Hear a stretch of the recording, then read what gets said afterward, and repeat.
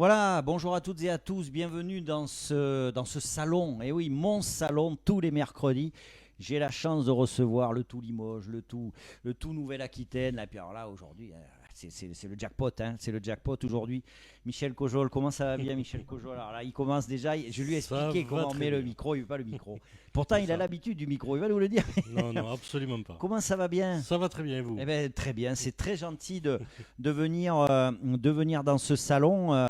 C'est particulièrement important parce que vous revenez, on va dire, sur le territoire, mais avec de nouvelles fonctions. Vous êtes directeur territorial Creuse et Haute-Vienne de Pôle emploi. On va prendre le temps, tranquillement, de faire connaissance avec vous. On va découvrir déjà qui vous êtes, et puis on va faire un peu le point sur quelque chose qui est important. Aujourd'hui, on entend toujours dire, voilà, on a des difficultés de recrutement, etc. Aujourd'hui, la thématique de l'émission, c'est de quoi pouvons-nous bénéficier à Pôle emploi en matière de services, de prestations, d'aide, etc., etc. Il existe de nombreuses choses possibles, hein, vous allez nous le dire, Mhm. aussi bien pour les employeurs que pour les bénéficiaires, les demandeurs d'emploi, éventuellement les salariés qui veulent changer d'orientation. Voilà. Alors je rappelle juste un petit peu les règles, hein, au départ. Déjà, je remercie, et c'est normal, eh ben oui, c'est de la lèche, mais c'est comme ça que ça marche les affaires. Je remercie, et puis c'est sincère, la CCI de la Creuse et la CCI de la Haute-Vienne qui sponsorisent cette émission. Et ben, c'est toujours intéressant, je le dis chaque semaine. Je trouve que c'est toujours important d'avoir des structures comme celle-là qui encouragent la dynamique pour valoriser ce qui se passe d'un point de vue économique. Je rappelle aussi que vous pouvez poser vos questions en direct. Alors pour ça, il faut entendre, et vous le savez, chaque fois, je demande aux premiers auditeurs, aux premiers téléspectateurs de me dire s'ils entendent bien, si le son passe bien dans les micros. Et puis une dernière chose, vous le savez, j'ai un peu mauvais caractère, donc on va donner les règles tout de suite. On est sur Internet. Oui, vous pouvez poser des questions à Michel Cojol, mais non, non. On ne profite pas du fait d'être sur Internet pour dire que tout va mal, pour manquer de respect et tout, parce que sinon, je coupe. C'est comme ça, c'est chez moi, je fais ce que je veux. Voilà. Bon, Michel Cojol, ben déjà bienvenue, ou bien revenu plutôt, sur ce territoire. Alors j'allais dire Limousin, non, puisque là vous êtes sur une seule partie de l'ex-Limousin. Racontez-nous un peu, vous avez déjà fait un passage ici. Oui, effectivement, vous avez profité que je tourne le dos pour changer la géographie des lieux. C'est ça. Ça m'aide pas à garder les repères, mais bon. Voilà, donc effectivement, j'ai eu l'occasion de passer par le beau territoire de Bellac à l'époque où j'ai débuté ma carrière à la NPE. Évidemment, j'avais un petit peu moins de cheveux blancs, mais toujours autant de volonté d'agir au bénéfice de tous et du territoire. Et donc, oui, effectivement, j'ai débuté ma carrière à l'époque, c'était la NPE La et NPE. c'était à Bellac. En 97, hein, quand même. 97, Ça date pas voilà, d'hier, ça hein. date un petit peu, effectivement. Ouais. Et alors, qu'est-ce que. Alors, il y a Pôle emploi. Vous allez nous expliquer comment on devient d'ailleurs directeur territorial de Pôle emploi. C'est quoi? Alors, oui, Alors, parlez bien de ce micro. je suis déjà un vieux monsieur, ça me fait mal hein, de remonter comme ça le temps, mais bon, on va faire l'exercice. 97, donc je suis rentré à l'NPE par concours. Oui. On rentrait à l'NPE par Oui, c'est vrai qu'on concours, rentrait par concours à l'époque. c'est ça. C'est toujours le cas? Non, c'est plus le Non, cas, c'est plus maintenant, le cas pour c'est des l'emploi. contrats de droit privé. Oui, alors Oui. on est en contrat de droit privé, mais par contre on rentre, voilà, il y a un circuit de Oui, oui. recrutement, mais voilà, D'accord. on n'est plus sur le concours public tel D'accord. qu'on pouvait le vivre à la l'NPE à l'époque. D'accord. Donc je suis rentré par concours et au préalable j'avais fait une formation dans les ressources humaines, psychosociologie, ressources humaines, donc voilà, je suis plutôt issu des sciences humaines. Mhm. Un petit parcours dans le privé en amont, y compris sur le commercial, sur les ressources humaines. Et puis ensuite, voilà, j'ai pu me être recruté à l'NPE via ce concours. Donc j'ai passé une petite année à l'agence de Bellac comme conseiller sur le terrain où j'ai écumé le territoire pour rencontrer les entreprises, pour accueillir les demandeurs d'emploi, délivrer l'offre de service de l'époque de la Ouais. NPE. Ouais. On était dans un tout autre contexte de chômage de masse que j'avais vécu moi-même puisque j'étais rentré pas très longtemps avant sur le marché du travail. Donc j'étais aussi passé par la case de demandeur d'emploi. Voilà, donc ça date, effectivement. Bon, et alors vous le savez pas, mais enfin, je vous le dis, chaque semaine, on prépare, hein, cette émission, et je remercie les personnes qui ont travaillé sur cette préparation, dont une est pas loin d'ici. Alors, c'est bien, il nous explique, bon, Pôle emploi, était directeur, etc. Bon, par contre, il faut qu'on parle de musique là. Ah oui, ça Et sera oui, avec plaisir. parce Oui. que on n'est pas que directeur territorial de Pôle emploi. Non, Avant d'être directeur territorial de Pôle emploi, on est un gars qui a des passions, qui a une vie à l'extérieur. C'est important, hein, c'est très important. On parle d'emploi, mais c'est extrêmement important d'avoir une vie à l'extérieur. Racontez-nous un peu. Je suis curieux, moi. Allez-y. C'est quoi cette histoire Alors, de musique? les journées sont longues, mais j'essaie quand même de garder un petit peu de temps pour faire de la musique, effectivement. Voilà, donc je suis batteur depuis l'âge batteur. depuis mes 16 ans. D'accord. Donc c'était même avant la NPE, donc c'est D'accord. quelque chose que j'ai mis un peu entre parenthèses quelque temps, puis j'y suis revenu parce que la Ouais. musique c'est un virus, on sort d'une pandémie, enfin j'espère qu'on va bientôt en sortir en tout cas. Ouais. Voilà, mais ce virus-là ne m'a jamais quitté. Et D'accord. donc directeur de Pôle emploi ou pas, quand on aime faire de la musique, quand on est batteur de rock, quand on est passionné, eh bien, à un moment donné, on revient toujours à ses premiers amours. Donc je suis revenu à Bellac, je suis revenu au rock, je suis revenu à la musique, voilà. Donc il y a des choses Ah. qui font partie du personnage et qu'on ne pourra pas modifier, je pense. Très bien, Dominique, c'est gentil d'être là. Alors Dominique, si tu me fais comme ça, c'est que le son doit marcher. Puis je sais que ça te fait particulièrement plaisir, que Dominique est lui aussi batteur et il vous écoute depuis Orléans. Très bien. Orléans. Non, on est entre batteurs. Donc Voilà, c'est entre un bon batteurs. début. Bon, moi je ne vous dirai pas quelles sont mes compétences en musique, c'est pas la peine d'en rajouter. On va éviter ça. Bien, c'est quand même gentil si l'un ou l'une d'entre vous peut me dire si vous entendez bien, parce que c'est mon obsession, ça, cette histoire de son. C'est bien joli d'avoir l'image, mais n'hésitez pas à me dire, et puis n'hésitez pas aussi à faire coucou pour qu'on sache qui est là, et à poser des questions éventuellement si vous en avez. Donc là, on va commencer sur une première thématique. Aujourd'hui, on en entend parler à la télé, etc. etc. Alors, DJ Mario, super, merci Mario, merci Dominique pour le son, voilà, ça me rassure, je vais être plus décontracté. On parle de recrutement. Le recrutement est une vraie, alors je ne vais pas dire une vraie problématique parce que c'est difficile d'avoir la vérité par rapport à ça, la vérité mathématique. En tout cas, c'est une véritable thématique. Et Pôle emploi n'a pas attendu cette période pour se mettre en ordre de marche et s'adapter. Et Dieu sait que ce n'est pas simple parce que vous êtes à la fois une grosse machinerie et vous devez faire dans le détail, on verra. Pôle emploi n'a de cesse en fait que de s'adapter pour proposer des dispositifs, pour proposer des aides humaines au recrutement. Allez, on va commencer là-dessus. Qu'est-ce que vous pouvez me dire de façon générale sur les aides que vous pouvez apporter aux entreprises? Alors, mais tout d'abord, un petit point peut-être historique. Ouais. On a introduit notre échange sur la période éloignée où je suis arrivé dans un contexte de chômage de masse. Aujourd'hui, on est plutôt sur un marché qu'on peut qualifier comme étant en tension. Donc effectivement, c'est vrai, on est forcément obligé, qu'on soit une grosse machinerie ou pas d'ailleurs, d'adapter l'offre de service et d'adapter évidemment ce que l'on peut proposer aux entreprises. Ce qui n'a pas changé, c'est la mission. La mission, c'est effectivement de rapprocher l'offre et la demande, de réussir cette intermédiation qui est toujours, j'allais dire, un moment complexe, un moment parfois difficile, un moment compliqué, qui est de rapprocher d'une part les attentes et les représentations que peuvent avoir l'entreprise de ses besoins, et la même chose du côté des demandeurs d'emploi ou des offreurs de compétences, parce que demandeurs d'emploi, il y a un côté un petit peu... Oui. Voilà. Et aujourd'hui, effectivement, on est plutôt dans une situation de tension par rapport à ça. Et donc, le fait que le marché se tende, ça change aussi les règles du jeu. Ça change l'équilibre entre les acteurs. Et Pôle emploi a vocation à se retrouver justement à cette jonction, à ce point d'équilibre-là. Et donc, on est obligé de s'adapter parce que le point d'équilibre, on ne le gère pas de la même manière. Quand on est dans une situation de chômage de masse, où un chef d'entreprise qui recrute, on n'a que l'embarras du choix et à la limite doit même limiter la gestion des candidatures spontanées. On connaissait ça à l'époque. Bien sûr. On ne savait que faire de toutes les candidatures spontanées quand on était recruteur.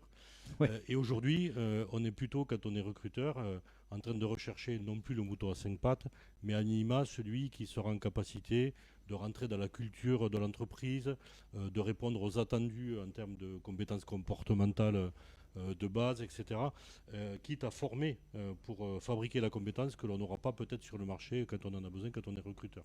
Donc on est dans une situation totalement différente et Pôle emploi a adapté son offre de service, son organisation pour répondre à ces nouveaux enjeux. Alors on le voit là, on a à l'écran, hop, je refais un petit peu de réal. Et bien, vous pouvez applaudir hein, dans votre bureau, dans votre salon là, faire de la réal comme ça. Faut tout faire. C'est ce qu'on appelle le talent. Euh, on va voir les différentes portes d'entrée. La première porte d'entrée, ben, c'est toujours le fait de déposer une offre. Oui, alors tout à fait. Alors la première chose, effectivement, il y a le dépôt d'offres, mais le dépôt d'offres aujourd'hui, Pôle Emploi s'est organisé pour l'accueillir et le traiter. Alors soit de manière modernisée, évidemment, il ne vous a pas échappé que Pôle Emploi.fr est aujourd'hui un site qui s'est largement modernisé. On a été Clair. parmi les premiers services publics, peut-être après, j'allais dire, le service des finances, les impôts, qui ont été sûrement précurseurs, mais Pôle emploi aujourd'hui est certainement un service extrêmement numérisé, digitalisé et extrêmement moderne de ce point de vue-là. Et puis on a fait évoluer aussi au-delà des canaux d'entrée. Hier on se présentait physiquement, aujourd'hui on peut bénéficier de plein de services à distance. Au-delà de la modernisation de ces canaux d'entrée, on a aussi modernisé notre organisation et modernisé l'offre de service. Sur l'organisation, la particularité par rapport aux entreprises, c'est que contrairement au Pôle emploi d'hier ou à l'ANPE d'hier, aujourd'hui on a installé des équipes dédiées à l'accompagnement des entreprises. Donc vous avez à Pôle emploi des conseillers entreprises dédiés au traitement des offres et au-delà du traitement des offres, à l'accompagnement RH. Puisque on a affaire évidemment à des recruteurs extrêmement variés. Aujourd'hui, nous avons des recruteurs qui sont structurés, qui ont des services RH, qui ont même parfois des organismes de formation intégrés à l'entreprise. Ouais. Voilà, donc ils sont extrêmement structurés. Et puis à côté, vous avez des recruteurs, des PME, des TPE, Voilà. l'artisan, le commerçant du coin, qui lui, pour le coup, Non, c'est pas le boulot. c'est Ouais, de pas du tout recruter, son métier. Bien Voilà. sûr, bien sûr. Et donc, on a vocation à accompagner, soit y compris l'expert RH, comme y compris Donc le recruteur. une partie vraiment conseil, hein, C'est ça. accompagnement, Tout à conseil, fait. pour aider à cibler un peu le Tout à fait. besoin, la façon. D'accord, Oui. Et dans ce conseil-là, on apporte aussi la connaissance que l'on a du marché du travail. bien sûr. Parce que ce que n'a aucun recruteur et qu'à Pôle emploi, c'est cette connaissance plutôt fine du marché du travail. Et donc on a aussi un rôle, dans le rôle de conseil, on a aussi un rôle d'alerte sur les difficultés de recrutement qu'on peut d'ores et déjà anticiper parce qu'on les connaît en amont. Voilà. Et donc on peut aussi conseiller, et là on ira plus loin sur l'offre de service, Bien mais sûr. sur comment on peut lever certaines difficultés de recrutement parce qu'on peut les anticiper. Alors vous avez abordé quelque chose, et je me rappelle avoir fait une interview à un moment donné. On est bien d'accord qu'aujourd'hui, Pôle emploi, alors aussi bien pour les recruteurs hein, que pour les proposeurs de compétences, c'est à la fois l'accès aux services de façon très pratico-pratique, à distance, le numérique, etc. Mais ça n'est pas un renoncement au contact physique, au conseiller physique, à l'accueil de la personne. Hein. Oui, non, absolument pas. Les agences Pôle emploi sont ouvertes, tant aux demandeurs d'emploi qu'aux recruteurs, évidemment. Donc on accueille d'ailleurs régulièrement des entreprises qui recrutent ou des organismes de formation dans nos agences. Pour vous donner un exemple, on a installé, avec la mise en tension du marché, Pôle emploi, encore une fois, a adapté son offre de service, on a installé des événementiels récurrents qui sont les hashtags tous mobilisés. Oui. Donc dans toutes les agences de la Haute-Vienne et de la Creuse pour ce qui nous concerne, au moins 4 fois par mois, vous avez un événement. Donc 4 événements par mois et par agence qui permettent de faciliter les rencontres directes entre les recruteurs, les demandeurs d'emploi et on intègre aussi les organismes de formation puisque on a bien aussi, je pense, compris que la fabrication de la compétence via la formation est aussi une des clés. Donc 4 fois par mois dans toutes les agences, il y a cette opportunité de rencontre directe. Donc, et là, pour le coup, c'est physique. Voilà. C'est bien. Voilà. On a un peu parlé, si vous voulez, avant le démarrage de l'émission. Moi, je reste persuadé qu'effectivement, c'est quelque chose de très important aujourd'hui de revenir à cette rencontre entre les différents acteurs. C'est le moment. C'est le moment. Et effectivement, visiblement, Pôle emploi est bien dans cette logique-là. On va parler des réseaux sociaux. Alors LinkedIn, hein, il y a un outil LinkedIn. Alors je vais vous montrer un peu. Alors profitez-en parce qu'il y a un code barre là qui s'affiche. Vous pouvez. C'est quoi cette histoire de LinkedIn? En fait, il y a la possibilité de se rencontrer directement sur les réseaux aussi. Alors, à la fois sur LinkedIn, puisque en Nouvelle-Aquitaine, c'est au-delà de la Creuse et la Haute-Vienne, on a installé un service qui permet d'accéder directement au dépôt d'offres et de diffuser les offres et de se faire connaître pour y postuler. Donc ça, c'est sur le réseau LinkedIn. On a aussi une page Facebook dédiée. ouais. Voilà. Donc on essaie d'être extrêmement présent et on développe aussi des services adaptés via des réseaux sociaux et on fait de l'animation via des conseillers qui deviennent quasiment community managers Eh oui. pour certains types de demandeurs d'emploi qui sont notamment sur des problématiques où ils sont assez proches du retour à l'emploi, où ils ont besoin d'un appui ponctuel et où ils ont parfois besoin aussi de fonctionner en communauté et en réseau pour aller chercher les clés du retour à l'emploi. Voilà, donc oui, effectivement, on a largement développé l'utilisation des réseaux pour pouvoir mettre en visibilité l'offre, mais aussi la demande et pas que l'offre d'emploi. Ouais. Bon, on est bien d'accord, hein, on va voir un peu le détail des exemples parce qu'il y en a besoin aussi. On va voir les exemples. Ça n'empêche pas à un moment donné, mais il faut le dire, hein, après c'est moi qui vais le dire, c'est pas le directeur territorial, qu'on soit recruteur ou qu'on soit proposeur de compétences, c'est pas parce qu'il y a Pôle emploi qui s'agite et d'autres acteurs qui s'agitent pour rendre les choses plus faciles, etc., qu'il ne faut pas faire un pas en avant. Ça ne va pas venir non plus tout cru là comme ça sur le. Hein, on est d'accord. On est d'accord. Si vous voulez trouver Pôle emploi, moi j'ai toujours trouvé Pôle emploi, hein, je vous rassure. Je cherchais une offre, je tapais Pôle emploi sur internet, je trouvais Pôle emploi et j'y allais le matin. Si voilà. C'est ça, on parlait des difficultés de recrutement, vous le savez, j'ai aussi un site de recrutement, on le dit, qui n'a rien à voir avec Pôle emploi, c'est pas contre, c'est pas tout, c'est en plus. Il est évident que si on ne poste pas les offres, on aura plus de mal à recruter que si on poste une offre, hein, même si ça ne fait pas de miracle, on est d'accord. Bien, donc je tenais à faire cette petite mise au point parce que c'est important. Pour compléter, Pôle emploi n'a rien à vendre, on l'a bien compris, c'est un service public. Donc, par contre, ce dont on a besoin, c'est d'avoir des entreprises partenaires. Et oui. Alors, encore plus aujourd'hui. Pourquoi ? Parce que savoir recruter, c'est pas juste se recruter au moment où j'ai un besoin. Savoir recruter, c'est être capable d'anticiper aussi sur mes besoins de demain. Alors, c'est encore plus vrai aujourd'hui. La compétence se raréfie sur le marché. Donc, si je ne réfléchis pas et si je ne sais pas d'anticiper au-delà du carnet de commandes immédiat, qui est peut-être plein aujourd'hui, mais qui va peut-être doubler demain. Donc, quand j'ai une entreprise, j'ai une stratégie de développement aussi. Et dans cette stratégie de développement, je dois aussi anticiper les compétences dont je vais avoir besoin, parce que ces compétences, peut-être que via Pôle emploi ou d'autres partenaires, d'autres acteurs, je vais être amené à les fabriquer. Fabriquer de la compétence qui n'existe pas, ça prend un petit peu de temps. Exactement. Donc, faire de la gestion prévisionnelle de ses besoins, de ses emplois, de ses compétences, on peut aussi accompagner les entreprises à travailler là-dessus pour investir avec elles, y compris en finançant des formations par anticipation, soit via les branches, soit via les OPCO, soit directement via les entreprises ou le financeur principal qui est le conseil régional. Voilà, on est capable de former, de fabriquer de la compétence. Mais pour faire ça, il faut avoir une visibilité sur le besoin. Bien sûr. Donc il faut accepter ce risque-là d'avoir le petit coup d'avance et de fabriquer de la compétence dont on aura besoin demain.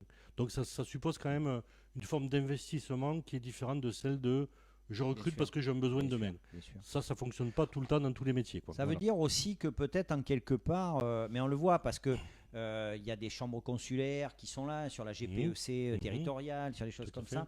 Ça veut dire aujourd'hui que quand on est chef d'entreprise, bien évidemment, on doit trouver les réponses à ces problématiques, mais on a un rôle qui est un peu plus large que ça. À mon avis, un rôle sur le territoire, un rôle sociétal, un rôle de remontée, un rôle d'analyse collective. Et un peu Pôle emploi, je trouve que c'est comme d'autres structures. Peut-être qu'il faut qu'on apprenne les uns les autres à ce que ça n'est pas simplement un outil que l'on sollicite uniquement quand on en a besoin, mais un outil qui est au service du collectif dans lequel on peut apporter sa contribution. C'est un peu ça. Nous, on est là pour garantir la fluidité du marché du travail. Faciliter le rapprochement entre l'offre et la demande. Et encore une fois, en fonction du contexte, notre rôle et notre manière de fonctionner évoluent. Donc effectivement, on ne fabrique pas le marché du travail. Et non. On est là pour le fluidifier, pour l'accompagner. Tout le monde aurait du boulot. Oui, c'est ça, parce que là, moi, je vous mets une offre d'emploi que je fabrique en face de chaque demandeur d'emploi et vice-versa. Bien sûr. Je me rappelle d'une époque où parfois on faisait quelques raccourcis où on avait une offre d'emploi, un demandeur d'emploi. On était sur cet équilibre-là du marché. Et donc, où quelques mathématiciens extrêmement bien inspirés pouvaient nous expliquer, c'est pas compliqué, une offre de demandeur d'emploi, vous les mettez en face et l'affaire, elle est réglée. Voilà. Et on est bien placé pour savoir que c'est un petit peu plus compliqué que ça. Ceux-là, on leur avait pas proposé l'offre à ceux-là. Oui, tout à fait. Alors écoutez, on va passer là aux exemples. Il y a quelques exemples, il y a des outils. On va commencer. Moi, j'aime bien ce nom-là. Alors, vous allez devoir nous dire ce que ça veut dire, parce que, attention, la PMSMP. Moi, je l'ai bien dit. Alors, à vous, ça veut dire quoi la PMSMP? Alors, la PMSMP, c'est la période de mise en situation professionnelle, alors qu'il y a plein d'avantages. Oui. La première, c'est que ça coûte rien. Voilà. Ça coûte rien à l'employeur. Ça coûte rien à l'employeur et ça peut rapporter beaucoup et à l'employeur et à l'entreprise. Ça consiste en quoi? Ça consiste à mettre en situation. Alors, on peut avoir deux bonnes raisons de mettre en situation un demandeur d'emploi des entreprises. La première, c'est la découverte des métiers. Beaucoup de secteurs et de chefs d'entreprise se questionnent et essaient de travailler sur l'attractivité de leur métier, soit parce qu'ils sont méconnus, soit parce qu'il y a des représentations qui parfois sont aussi datées. Oui, mais ils sont datés, mais on n'arrive pas à avancer. Voilà. Je peux par exemple vous dire que le sac de ciment ne pèse pas pareil qu'il y a 20 ans. Voilà. Parce qu'il fait 35 kilos, qu'il en faisait 50, qu'il y a des aides. Voilà. L'aide à domicile, on a présenté il n'y a pas longtemps avec des partenaires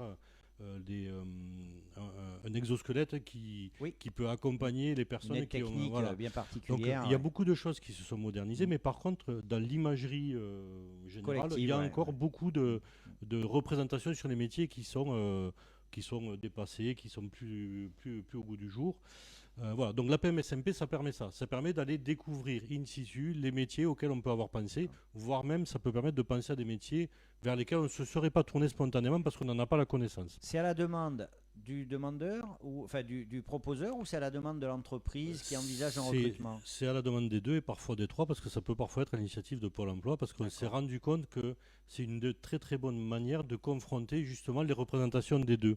D'accord. Le chef d'entreprise n'y pense pas forcément toujours, parce qu'il peut le percevoir lui comme quelqu'un à accompagner, donc à la limite une charge d'accompagner quelqu'un pendant par exemple une semaine voire 15 jours sur une PMSMP, donc il n'y voit pas forcément l'opportunité, et le demandeur d'emploi ne va pas spontanément vers des métiers dont il n'a pas pensé au départ, sur lesquels voilà. Donc évidemment ça fait partie justement de notre rôle de rapprocher ces deux visions-là et ces deux représentations-là, dire au chef d'entreprise, attendez, vous voulez recruter sur tel métier précis et vous avez une approche sur la compétence que vous allez mettre en œuvre au quotidien dans l'entreprise. Nous, on sait qu'on peut fabriquer cette compétence, qu'aujourd'hui, on ne l'a pas forcément de disponible sur le marché, mais par contre, on a peut-être les personnes qui ont les habiletés, qui ont les compétences de départ, notamment celles d'apprentissage, qui vont pouvoir demain répondre à votre besoin. Donc, accueillez ces personnes-là, faites-leur découvrir votre entreprise, soyez sexy aussi, soyez attractifs. Et là, pour le coup, peut-être qu'on va pouvoir fabriquer la compétence pour votre entreprise. Alors, c'est une solution qui est assez souple. C'est d'un jour à un mois, sous condition, bien sûr, bien évidemment. Il ne faut pas non plus tomber dans les excès. C'est pas de la main-d'œuvre gratuite. C'est pas dans la période d'essai, c'est pas voilà. Mais par contre, ça peut permettre de faire de la découverte de métier. Et ça peut permettre aussi de se faire préalablement à l'embauche. Ça peut rassurer les parties, à la fois le demandeur d'emploi comme le chef d'entreprise. Donc ça peut être aussi une période préalable à l'embauche qui rassurera tout le monde et qui permettra de confirmer. Donc ça, pour ça, vous contactez votre agence Pôle emploi, votre conseiller, et puis ça roule, bien évidemment. Il y a une étude individuelle sur la situation, le pourquoi, du comment. Mais ça, c'est logique. Mais en tout cas, cette possibilité existe. Pensez-y. Et il faut des entreprises partenaires pour accueillir. Parce que parfois, on cherche des demandes d'emploi, parfois, on cherche des entreprises. Bien sûr. Donc on a besoin de tout le monde. Voilà. On va parler des... Alors moi je dis les acronymes. Le PEC, c'est quoi? Parcours emploi compétences. Le parcours emploi compétences. Le PEC on dit. PEC. C'est pas joli, Le PEC.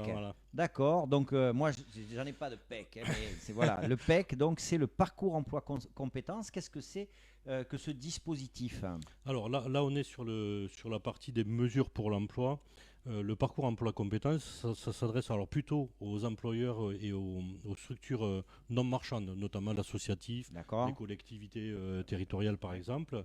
L'idée, le PEC est un peu l'héritier de ce qu'on a pu connaître par le passé, le CES, etc. D'accord.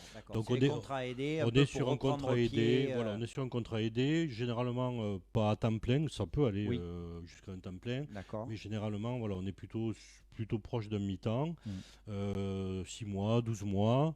L'idée c'est d'utiliser ce contrat PEC pour à la fois, encore une fois, fabriquer la compétence. C'est une bonne manière de fabriquer la compétence in situ parce qu'en général, les personnes que l'on met sur un contrat PEC, on les accompagne via de la formation, de manière à les accompagner vers une qualification, une compétence avérée, qui derrière ensuite pourra soit être confirmée dans le secteur non marchand, soit éventuellement, et c'est aussi un des objets, passer du PEC au secteur marchand et ensuite être recruté par une entreprise plus classique dans un contrat plus classique. Très bien. Allez, un autre contrat qui est déjà plus ancien, peut-être, il me semble. En tout cas, moi, ça me parle. Le CIE, le Oui. contrat initiative jeune. Qu'est-ce que c'est que ce contrat? Alors le CIE, c'est le contrat initiative emploi qui aujourd'hui est ciblé quasi exclusivement sur les jeunes. Ce contrat initiative emploi, pareil, apporte à la fois une aide, on va dire, au budget de l'entreprise, apporte également une aide auprès du demandeur d'emploi pour lui permettre de développer des compétences. Mais là, on est sur le secteur marchand, donc on cible d'autres lieux d'accueil et d'autres lieux de recrutement. Et voilà, donc c'est un accompagnement du contrat de travail qui accompagne à la fois l'investissement de l'entreprise sur un recrutement où la personne n'est pas tout à fait complètement à la cible. Donc on investit sur la compétence complémentaire. Il y a un accompagnement, on va dire, budgétaire sonnant et trébuchant pour l'entreprise aussi, qui lui permet de prendre le risque à un petit peu moindre coût, tout en pouvant recruter au-delà de, voilà. Donc c'est aussi une manière de recruter en état accompagné sur le recrutement, encore une fois pour le demandeur d'emploi comme pour l'entreprise. Voilà quelques. Ce sont des exemples d'aides et de Mhm. mesures, bien évidemment. Il y en a d'autres. Alors, alors, je vois qu'il y a des liens là. Vous avez effectivement sur le site, on le voit à l'écran, toute la panoplie des aides possibles. Et puis, vous avez un jeune, une solution. Oui. Alors, qu'est-ce que c'est que ce dispositif? On voit là également le visuel sur un Alors, jeune, une solution. un jeune solution, c'est au-delà d'un dispositif, c'est une des composantes du plan de relance du gouvernement en Oui. fait.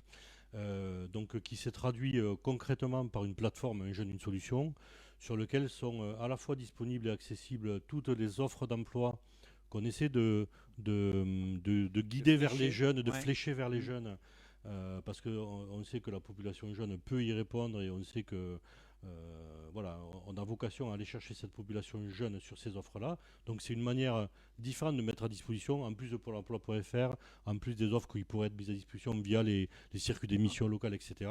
Donc c'est le site hashtag Un jeune, une solution. Ça permet de centraliser l'ensemble de l'information et l'ensemble des solutions à disposition des jeunes. Donc il y a les offres d'emploi, on va retrouver les aides dont peuvent bénéficier les jeunes qui leur sont parfois spécifiques.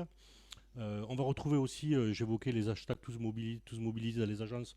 Il y a aussi des hashtags tous mobilisés qui sont labellisés jeunes, où on va prioriser des événements pour faire rencontrer les entreprises avec des jeunes. Mhm. Voilà, donc ils sont aussi disponibles sur la plateforme.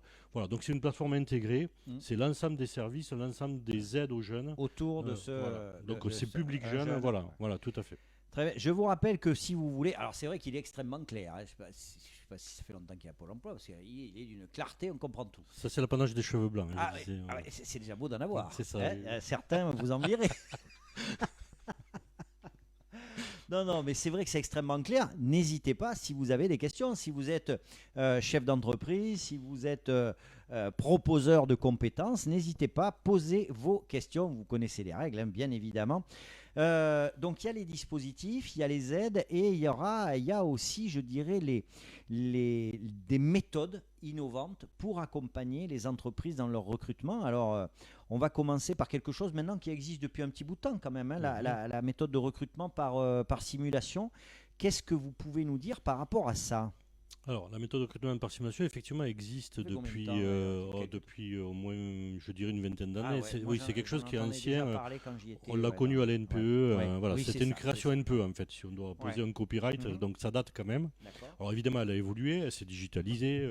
On a aujourd'hui des choses qui se font via des casques virtuels. Donc, on n'est plus du tout dans la MRS de l'époque. Bien sûr. Mais en tout cas, la démarche est la même. La démarche, elle est assez simple. Au départ, d'ailleurs, elle avait été installée, cette offre de service, justement à destination des jeunes, en collaboration avec les missions locales, et on la mettait en œuvre dans quelque chose qu'on avait appelé les plateformes de vocation. Oui.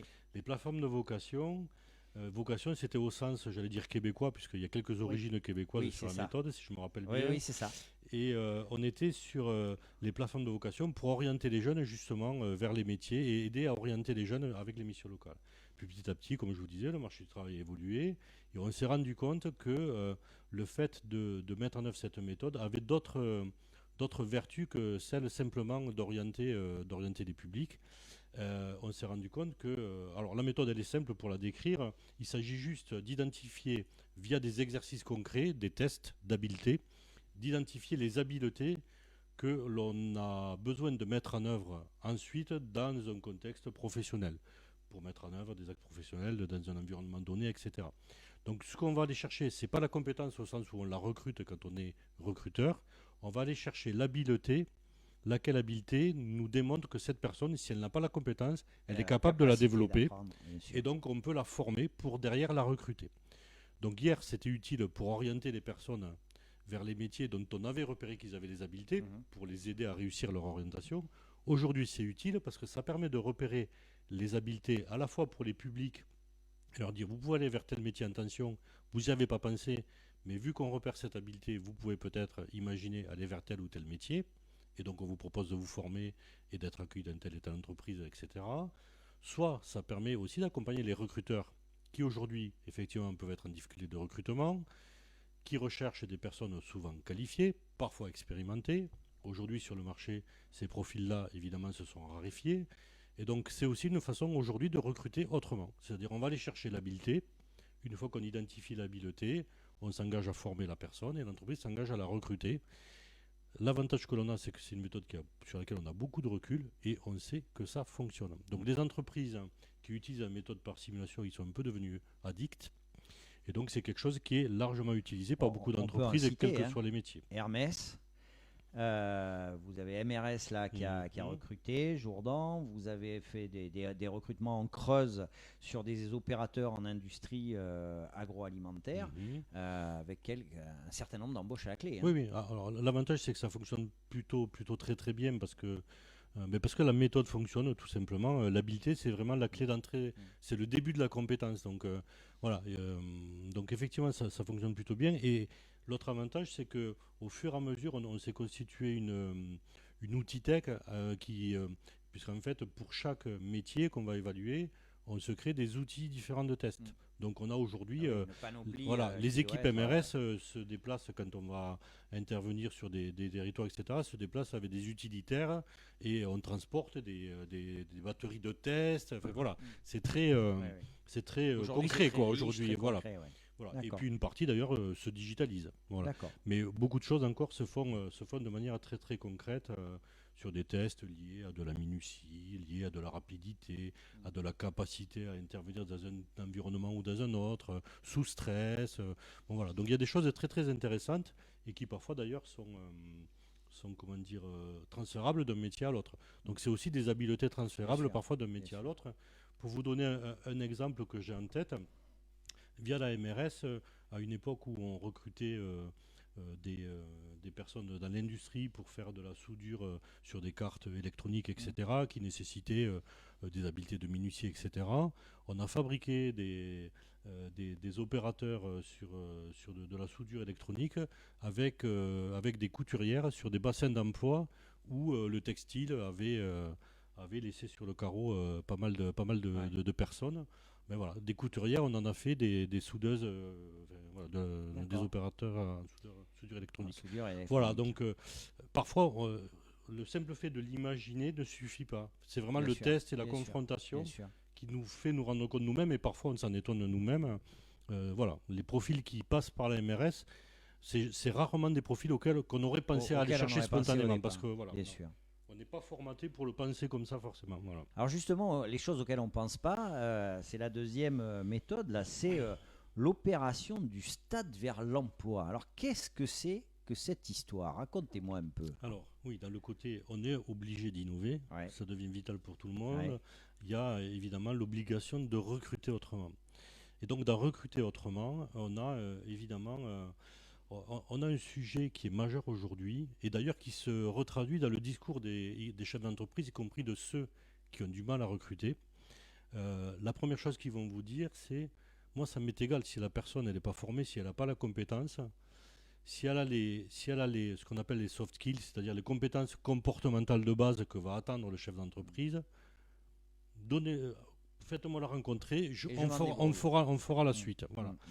Ces compétences comportementales, alors il y en a quelques-unes qui sont installées, je veux dire, qui sont partageables dans toute la société française. Voilà. C'est la capacité à se lever le matin, c'est la capacité à installer un relationnel, alors soit à l'interne dans l'entreprise, soit avec le client si jamais on est en posture d'être en relation client, soit avec le fournisseur, soit avec des partenaires, etc. Donc il y a tout ce qui relève de la compétence, on va dire, sociale, relationnelle, comportementale. Et puis d'autres choses qui sont un peu spécifiques liées aux environnements de travail. J'évoquais la gestion du stress, la capacité à fonctionner sous tension, voilà, la capacité à se challenger. Bon, voilà. Donc tout ça, c'est quand même des compétences qui ne sont pas forcément des compétences au sens technique du terme, qu'on peut les attendre en entreprise, mais qui sont le socle de base de plein d'autres choses. Et sans cela, voilà. Je vais vous donner un contre-exemple à ça. On a parfois formé des personnes sur des compétences très techniques, et se rendre compte, y compris des compétences techniques rares, et se rendre compte qu'à l'issue, on forme 12 personnes, on les positionne en entreprise, on les recrute, et sur ces 12 personnes, une grosse partie d'entre elles, finalement, ne restent pas sur les postes. Donc au final, c'est pas forcément une réussite. Bien sûr. Pourquoi ? Parce que les compétences, le socle de base n'était pas là. Donc en fait, elles échouent dans l'entreprise alors qu'elles ont acquis le savoir-faire technique. Donc le savoir-faire technique vient, à mon sens, effectivement, après. Mais il y a ces compétences, effectivement, ces savoirs de base en entreprise. Alors, du stade à l'emploi, pour revenir à l'exemple que vous donniez, c'est exactement l'expression de ça. C'est-à-dire, du stade à l'emploi, le fonctionnement, il est très simple. On met en situation sportive. Alors, là, pour le coup, c'est adapté à tout. Même moi, j'aurais pu le faire et j'en suis très loin d'être. On ne peut pas être musicien et sportif. Donc, là, pour le coup, je ferai moins le malin. Mais donc, on a adapté des activités sportives à tous. Donc, on pouvait faire des choses très, très simples et des choses un petit peu plus, on va dire, engageantes en termes de performance sportive. On a créé des groupes composés de demandeurs d'emploi, de chefs d'entreprise qui recrutaient. La particularité, c'est qu'on a anonymisé ces groupes. Donc dans le groupe, on ne savait pas qui recrutait, on ne savait pas qui cherchait à être recruté. Ils ont vécu ensemble tout un process sportif, donc ils ont partagé un défi sportif, ils ont vécu ce défi sportif. À l'issue, ils ont partagé un moment de convivialité autour d'un repas, etc. Et à l'issue de ce moment-là, on a levé l'anonymat. D'accord. Et on a identifié qui recrutait et qui avait vocation à l'être.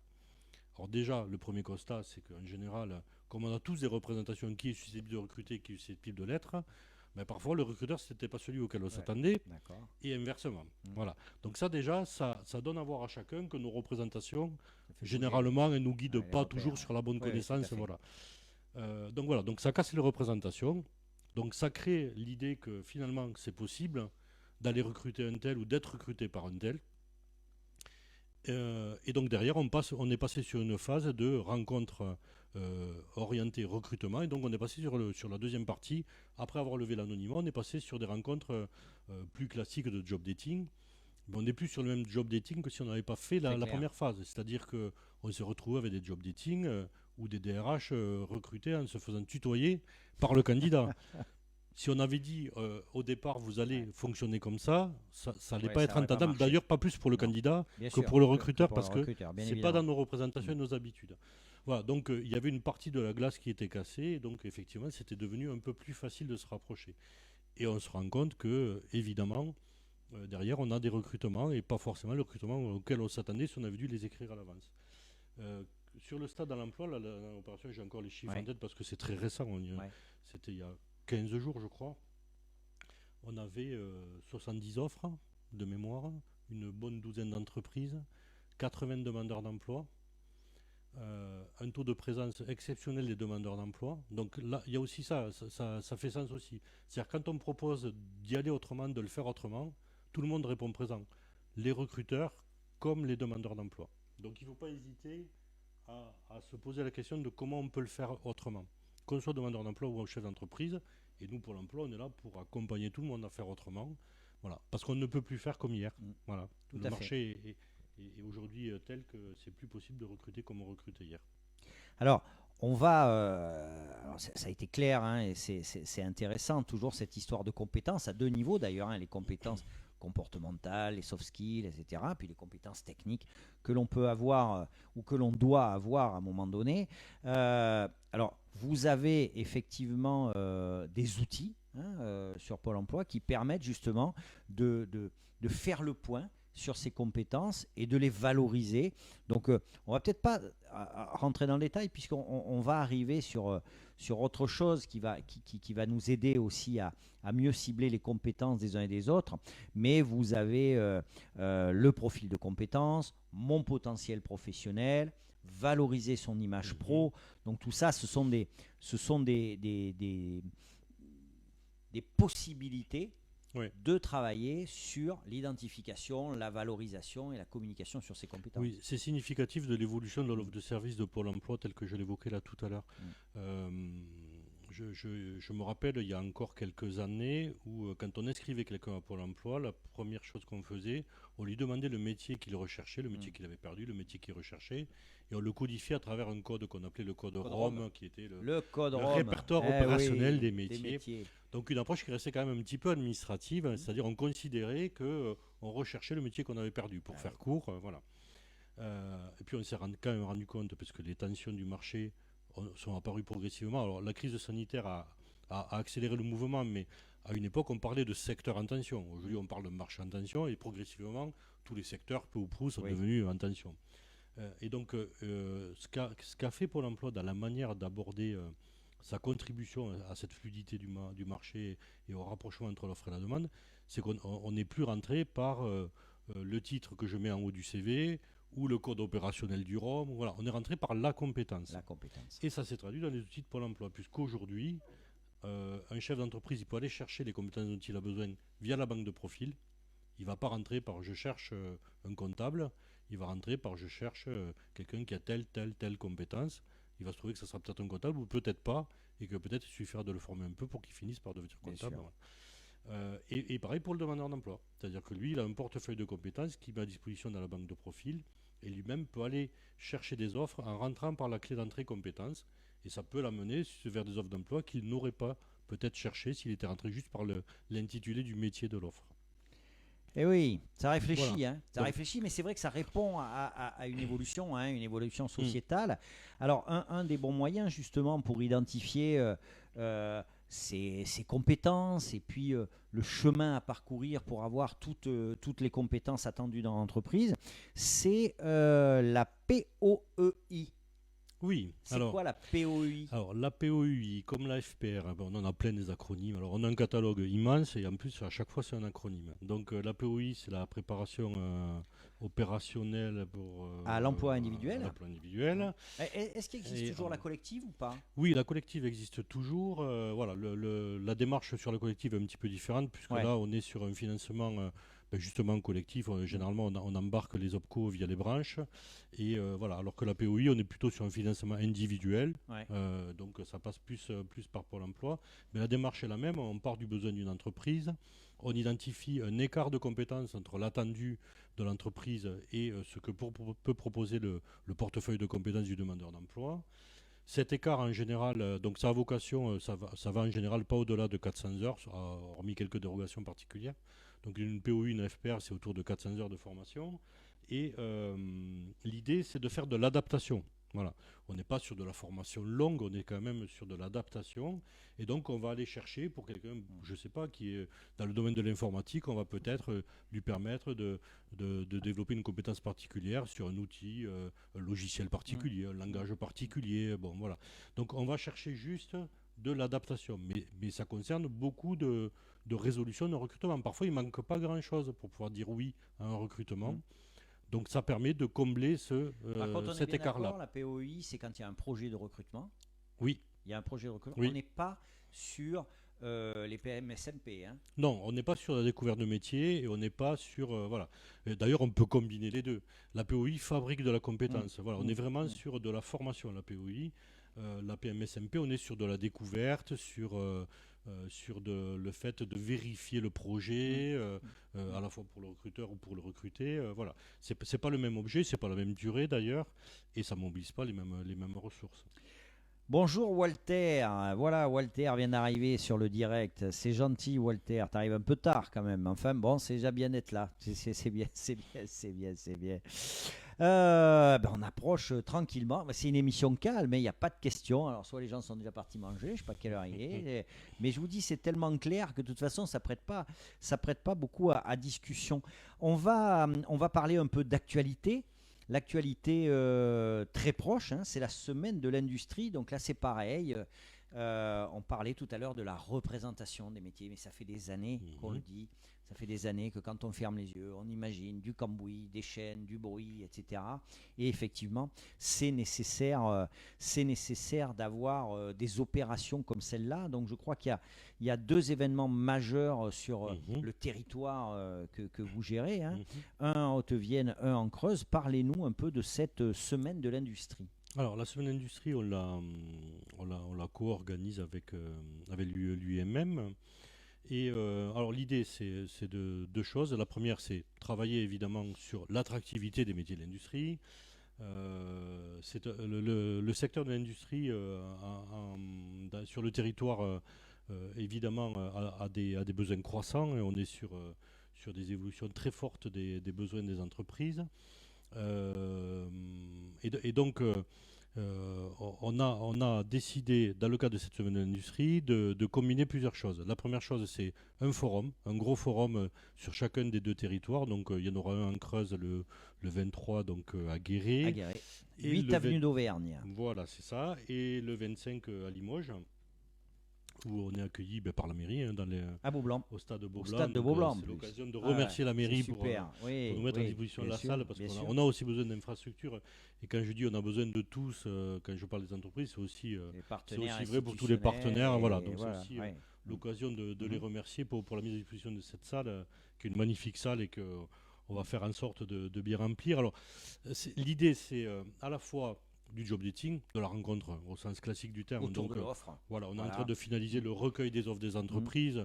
Donc là, je fais aussi un appel aux entreprises parce que paradoxalement, on peut imaginer qu'on aura plus d'entreprises que celles que je connais aujourd'hui dans la liste de celles qui se sont inscrites. Donc c'est l'occasion aussi de dire aux entreprises, venez vous positionner sur le forum de l'industrie, que ce soit à Limoges ou que ce soit à Guéret. Mais on est là pour accompagner vos recrutements. Nous, on fait un travail de sensibilisation et de mobilisation des demandeurs d'emploi pour venir découvrir les métiers, pour ceux qui ne sont pas encore dans le métier. Évidemment, on n'oubliera pas d'aller mobiliser ceux qui sont déjà sur un historique métier industriel, mais ils se font rares, hein, évidemment. Voilà, donc découvrir des métiers, job dating, et puis un certain nombre de temps d'échange, de partage. Donc les deux forums seront inaugurés par nos deux préfètes. Donc voilà, l'État est aussi présent et à nos côtés. Nous aurons aussi évidemment l'ensemble des partenaires de Pôle emploi et de l'UMM qui seront présents. Donc les missions locales, Cap Emploi, dont on s'est rapproché récemment et qui aussi sera présent à nos côtés. Voilà, oui. Donc tout le monde est mobilisé autour de cet événement-là. Et ce qu'on souhaite, c'est que aussi ça permette d'impulser dans la durée. Voilà, on pourra aussi peut-être reparler GPEC, comme on l'a dit tout à l'heure, et essayer d'identifier des solutions durables pour... voilà. On peut en profiter aussi, c'était pas prévu, hein, on n'en a pas parlé, mais c'est vrai qu'on est en pleine semaine européenne pour l'emploi des personnes handicapées. Oui. Vous avez abordé Cap Emploi, hein, qui est un opérateur important du service public de l'emploi. C'est vrai que sur ces périodes de tension, hein, où il y a des recrutements et puis on entend les gens dire ah oui mais j'ai du mal à recruter, on a un peu de mal par moment à imaginer les personnes en situation de handicap, là aussi, hein, pour une histoire bien souvent de représentation. Oui. Attention, quand on embauche une personne handicapée, on n'embauche pas un handicap, on embauche d'abord des compétences. Exactement. Il y a beaucoup de personnes qui sont reconnues travailleurs handicapés, qui sont dans des deuxièmes parties de carrière, par exemple, parce qu'on ne le dit pas assez, mais beaucoup de handicaps surviennent en cours de carrière. Donc ça veut dire qu'elles ont les compétences comportementales, ces fameux soft skills dont on parlait. Donc en matière d'intégration, c'est assez facile de travailler avec ces gens-là. Et puis, c'est vrai que c'est un peu plus difficile pour certains d'entre eux de retourner ou d'accéder à l'emploi. Et on peut parler d'une motivation qui est peut-être importante. Il y a des outils de formation qui sont possibles.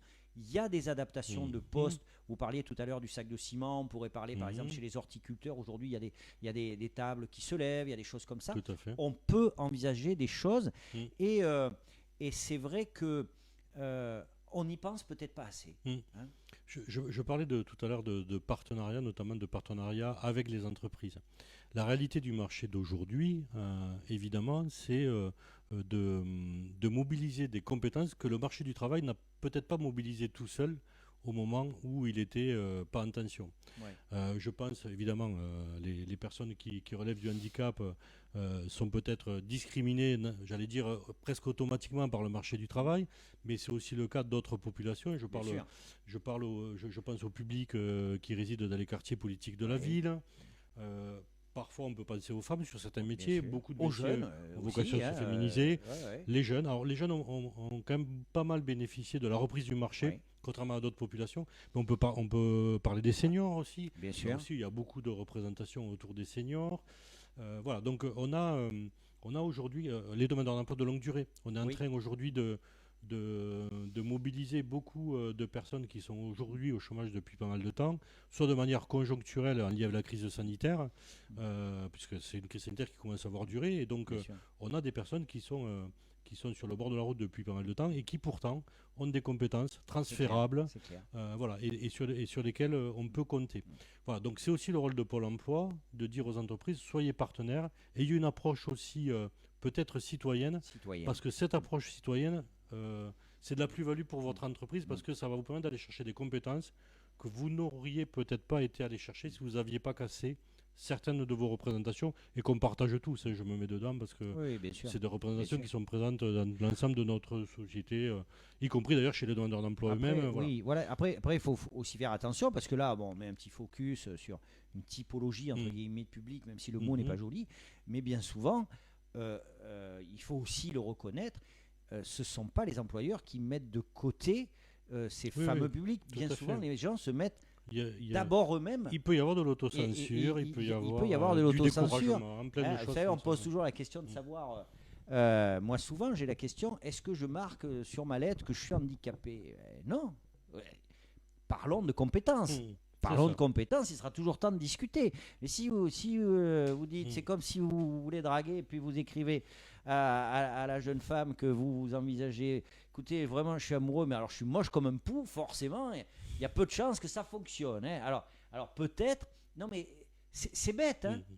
Et pourtant, voilà, parlons de compétences, n'ayons pas peur. Qu'est-ce qu'on risque à s'entendre dire non ? Rien du tout. Et puis l'inclusion, ça amène aussi la diversité. Ça devient aussi pour l'entreprise une forme de compétence. Quelque part, c'est extrêmement producteur de plus-value, de richesse. Exactement. Et c'est d'autant plus important dans une période où nombre de candidats recherchent un sens à ce qui se vit dans l'entreprise, et il y a un sens et des valeurs. Ces valeurs de diversité sont importantes. Tout à fait. Alors Walter, bien sûr, qui est arrivé le dernier, je vous le donne en mille. Alors il a plein de capacités, mais il arrive en dernier. Alors, il pose la question qu'on aurait dû poser au début. Ça fait, on va la poser. On va pas rester 2 heures dessus, je vous le dis, mais on va la poser parce qu'il va faire la comédie après. Alors, Walter, quand même, il joue aussi pour l'emploi, puisqu'il anime une émission de radio toutes les semaines, dans laquelle il a la chance d'avoir un animateur fabuleux qui lui prépare une rubrique emploi avec des offres d'emploi. C'est sans doute le meilleur du coin, je pense. Bon, toujours est-il que Walter dit... c'est intéressant. Comment avez-vous vécu cette période difficile avec le Covid ? C'est-à-dire, il y a 2 choses là-dedans. Il y a... quel a été l'impact direct sur l'organisation de Pôle emploi ? Quel a été l'impact direct auprès des activités de Pôle emploi ? Ce n'est pas encore la même chose. Et comment on se remet en ordre de marche, justement, avec cette tension d'un seul coup ? Alors c'était un moment, j'allais dire, le traumatisme, on l'a vécu à Pôle emploi comme ailleurs. Voilà. Donc là, pour le coup, effectivement, ça a été très impactant, mais comme partout. Bien sûr. J'imaginerais pas expliquer que ça n'a pas été à Pôle emploi. Par contre, moi, ça m'a permis de repérer 2-3 petites choses. La première, ça me donne l'occasion de dire la fierté que j'ai de diriger Pôle emploi sur le territoire et la fierté de diriger des équipes qui ont été dans une capacité d'adaptation qu'on n'a pas vu partout ailleurs, pour être tout à fait franc. C'est clair. Voilà. Clair. Et donc je suis fier de ça. Pourquoi? Parce que Pôle emploi est un service public qui a maintenu les agences ouvertes. Alors évidemment, on a adapté, on a eu un temps d'adaptation, comme partout, le temps d'installer le télétravail par exemple. Donc on a été extrêmement réactif sur notre capacité de maintenir l'offre de service en grosse partie à distance sur la grosse partie confinement, en tout cas le premier confinement. Ça a été fait extrêmement rapidement. Donc une grosse réactivité, y compris sur des métiers de Pôle emploi que le grand public ne voit pas. Je pense aux fonctions support, la DSI. On était, rappelez-vous, dans des périodes de pénurie. Moi, je me rappelle, on recevait des palettes d'ordinateurs portables à distribuer. J'ai fait la tournée des agences pour les distribuer. Voilà, donc ça renvoie quand même à des souvenirs concrets assez particuliers. Donc une capacité d'adaptation forte, un engagement des équipes. Aucun conseiller n'a lâché les demandeurs d'emploi qu'il avait en accompagnement. Aucun conseiller entreprise n'a lâché les entreprises. Enfin, voilà. Et à la sortie des premières périodes de confinement, la première réaction des équipes de Pôle emploi, ça a été de dire comment on prépare à la sortie. Donc je me rappelle notamment la réouverture des bars, des restaurants. On a mené 4 mois avant la réouverture effective des actions pour permettre de faciliter la réouverture sur des secteurs d'activité comme l'hôtellerie-restauration par exemple, où la compétence était par exemple partie sur d'autres secteurs. Voilà. Donc voilà. Donc la fierté de dire et de constater ce qu'on a fait. Et la mobilisation. Et deux, ça a été révélateur effectivement. À un moment donné, je me souviens de l'avoir dit un peu au début, cette crise va nous révéler le pire et le meilleur de nous-mêmes. Et ça a été un peu vrai. Ça reste encore un peu vrai. Et au-delà de Pôle emploi, je dirais. Un peu vrai, hein. Au-delà de Pôle emploi, voilà. C'est vrai. Et donc, et c'est toujours le cas. On le voit sur les débats qui traversent la société aujourd'hui. Voilà. Mais très franchement, on n'a à aucun moment lâché l'affaire. On a lâché la main de personne. Et on a réussi à... Et d'ailleurs, on le voit, ça a été une crise sanitaire et pas une crise économique. Et ce que l'on vit aujourd'hui, c'est toujours pas une crise économique, puisqu'on est sur un marché qui est en redémarrage fort. À un moment donné, on se questionnait sur crise économique ou pas, mais voilà, la crise sanitaire n'a fait qu'amplifier et accélérer en fait ce que l'on voit aujourd'hui, c'est-à-dire un marché en tension. Donc un marché en tension, c'est quoi? C'est un marché qui a des carnets de commandes pleins, c'est un marché qui exporte, c'est un marché... Voilà, donc... J'allais dire c'est des difficultés de riches, oui, mais c'est des difficultés d'une économie qui fonctionne bien. Voilà. Donc c'est de bonnes difficultés. Il faut les résoudre, il faut y faire face. Voilà. Mais vous pouvez compter sur les équipes de Pôle emploi pour le faire. Et je sais qu'on est capable de le faire. Voilà. On est arrivé au bout. Walter, on a répondu à ta question. Oui, ta question est très bonne. Oui, je le dis comme ça dans le replay. Walter Ferdi a posé une très bonne question. Qu'est-ce que je voulais que je vous dise? On est arrivé au bout. Alors, c'est toujours la petite question surprise. Alors, la question surprise, c'est bon. On a bien présenté Pôle emploi. Vous avez très bien présenté Pôle emploi. Et effectivement, c'est toujours important de réaffirmer un certain nombre de choses, d'expliciter. Mais on avait commencé avec la musique. Je voudrais qu'on finisse avec la musique. C'est-à-dire que Michel Cojol, demain, il est plus directeur territorial de Pôle emploi. Il se lance dans une carrière professionnelle de musicien. Quel serait le modèle de Michel Cojol en tant qu'artiste, en tant que musicien?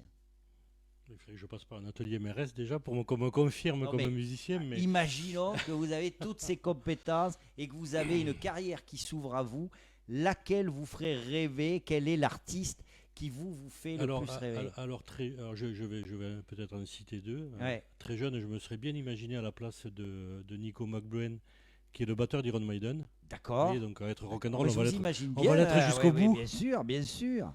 Et puis si je devais citer une référence, mais bon, en termes psychologiques, je suis pas sûr que je serais capable d'aller jusqu'à ce niveau-là, mais John Bonham, le batteur de Led Zeppelin, est quand même une des références pour un batteur de rock. Donc voilà, donc si je devais suivre une carrière, j'aimerais qu'elle ressemble à une de ces deux-là. Mais voilà. S'il est plus directeur, c'est parce qu'on s'autorise à rêver, vraiment. Hein. S'il n'est plus directeur de Pôle emploi, regardez bien, on va le voir avec les cheveux longs, les bottes. Mais j'aurais du boulot pour développer la compétence si j'y reviens. Écoutez, Michel Cojol, merci beaucoup en tout cas. Merci, ça pour, fait, pour votre ça fait accueil. toujours du bien d'avoir quelqu'un qui a des responsabilités, quelqu'un qui a un poste important, mais quelqu'un qui est vivant. Et surtout, alors ça, franchement, bon, j'ai pas de légitimité à vous le dire, mais je trouve ça particulièrement agréable, qui sait expliquer les choses clairement. Et on en a besoin. On a Merci. besoin, moi en tant que D'accord. citoyen, j'ai besoin qu'on m'explique de quoi je peux me servir, où est-ce que je peux aller, qui je peux rencontrer, parce qu'on a besoin de simplicité. Il ne faut pas rêver, il n'y a pas que les demandeurs d'emploi qui ont besoin de simplicité, les chefs d'entreprise, les recruteurs Mhm. ont aussi besoin de simplicité.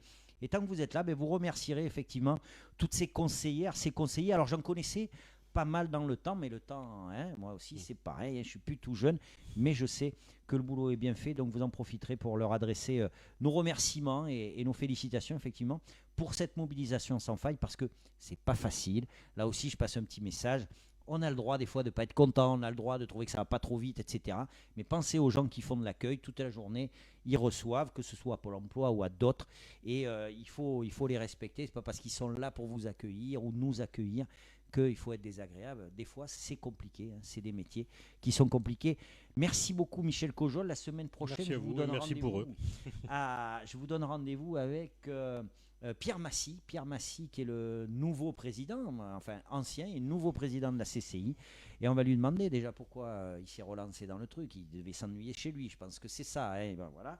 Il doit s'ennuyer chez lui. Donc il prend un nouveau mandat. Et puis, non, pour être sérieux, il y a plein de nouvelles têtes, plein de gens qui sont très mobilisés pour notre département, tout comme Michel Cojol et ses équipes. Merci beaucoup et à la semaine prochaine. Merci beaucoup, Michel Cojol. Merci beaucoup. Au revoir.